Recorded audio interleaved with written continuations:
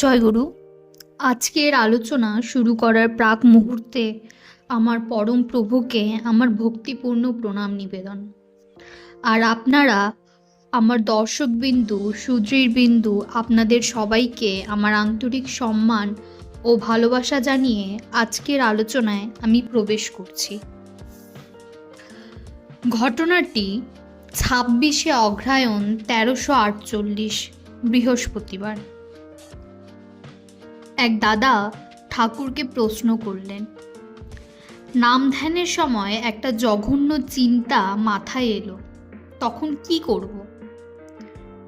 শ্রী শ্রী ঠাকুর বললেন, অস্থিবৃদ্ধির বিরোধী যা, ইষ্ট স্বার্থ প্রতিষ্ঠার প্রতিকূল যা, তাকেই বলতে পারো জঘন্য। এখন তোমার কাছে যা জঘন্য হয়ে আছে তাকেই তুমি সুষ্ঠু ও সুন্দর করে তুলতে পারো, যদি তাকে অস্থিবৃদ্ধি, অনুগ ও ইষ্ট স্বার্থ প্রতিষ্ঠার সহায়ক করে তুলতে পারো। কোনো ছেলে মেয়ের প্রতি অবাঞ্ছিত অনুরাগ আছে এবং এটা মনের তলায় চাপা আছে। নাম ধ্যানের সময় সেই চিন্তাটা ভেসে উঠল, তখন ওই চিন্তায় অস্থির হয়ে ওটাকে যতই তাড়াতে চেষ্টা করবে ততই ওটা যেন পেয়ে বসবে। কিন্তু তখন যদি চিন্তা করো, আমি যদি ভালোই বাসি কাউকে, তার যাতে ভালো হয় তাই তো আমার করণীয়। পরম পিতার কাছে তার মঙ্গলের জন্য প্রার্থনা করো, সে যাতে ইষ্ট স্বার্থ প্রতিষ্ঠাপন্ন হয়, সুখী হয়। সেজন্য যদি কিছু করবার থাকে, সম্মানযোগ্য ব্যবধান বজায় রেখে, বংশ মর্যাদা ও ইষ্ট গৌরব স্মরণে রেখে কিভাবে করা যায় তার কোনো উপায় যদি চিন্তা করো, তা তো দোষণীয় হবে না, বরং ওই চিন্তা ইষ্টস্বার্থ প্রতিষ্ঠার সঙ্গে গ্রথিত হওয়ার দরুন মঙ্গলপ্রসূই হবে। একেই বলে নিয়ন্ত্রণ, সামঞ্জস্য, সমাধান। সমাধান শুধু মাথায় আসলেই হবে না, তাকে কাজের মধ্য দিয়ে বাস্তবতায় রূপ দিতে হবে। একজনের প্রতি গভীর বিদ্বেষ ভাব পোষণ করো, ধ্যানের সময় ওই চিন্তা তোমাকে পীড়া দিচ্ছে। হয়তো ধ্যানে বসে ঠিক করলে তার সঙ্গে এরপর থেকে বন্ধুর মতো মিশব।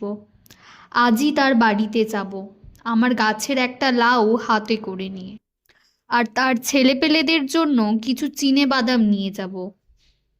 কিন্তু কার্যক্ষেত্রে ভিতরের নিরোধ প্রবৃত্তির দরুন তা আর করা হলো না। আর মনে মনে হয়তো ভাবলেন, আমার অন্তরে বিদ্বেষ না থাকলেই হলো, বাইরে এসব করার দরকার কি?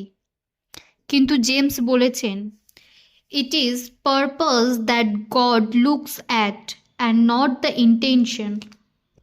পারপাসের ব্যুৎপত্তিগত অর্থ হচ্ছে সেট ফোর্থ, অর্থাৎ কি উদ্দেশ্য নিয়ে কি কাজের মধ্যে তুমি নিজেকে ন্যস্ত করছো, সেটাই হলো কথা। তোমার অলস ইচ্ছার কোনো দাম নেই। আরেক দাদা শ্রী শ্রী ঠাকুরকে জিজ্ঞেস করলেন, নাম ধ্যানের সময় চঞ্চল মনের পিছনে যদি ছুটতে হয়, তাহলে চঞ্চলতা বেড়েই যাবে, মন আর স্থির হবে না। শ্রী শ্রী ঠাকুর বললেন, তুমি তো মনের পিছনে ছুটবে না, ছুটবে ইষ্টের পাছে। তোমার যা আছে তাই নিয়ে তোমার ভালো মন্দ সব কিছুকেই ইষ্টের হাতিয়ার করে নিতে হবে। ইষ্টকে কেন্দ্র করে তোমার ভালো মন্দ সব কিছুকে রিঅ্যাডজাস্ট, অর্থাৎ নবীনভাবে বিনায়িত করে তুলতে হবে। এই যদি না করো, তবে তোমার অখণ্ড ব্যক্তিত্ব গড়ে উঠবে না। তোমার তথাকথিত ভালো লাগাটাকে যদি ইষ্টের কাজে লাগাতে পারো, তথাকথিত মন্দটাকেই বা লাগাতে পারবে না কেন? সব প্রবৃত্তিকেই যে তার কাজে লাগানো যায়, আর এই লাগানোটাই ধর্ম। জীবনের ক্ষেত্রে সব প্রবৃত্তিরই উপযোগিতা আছে, যদি তা ধর্মানুগ হয়, ইষ্টানুগ হয়। তুমি যেটাকে ছেঁটে কেটে বাদ দেবে সেটাই সেবা ও সুফল থেকে ততখানি বঞ্চিত হবে।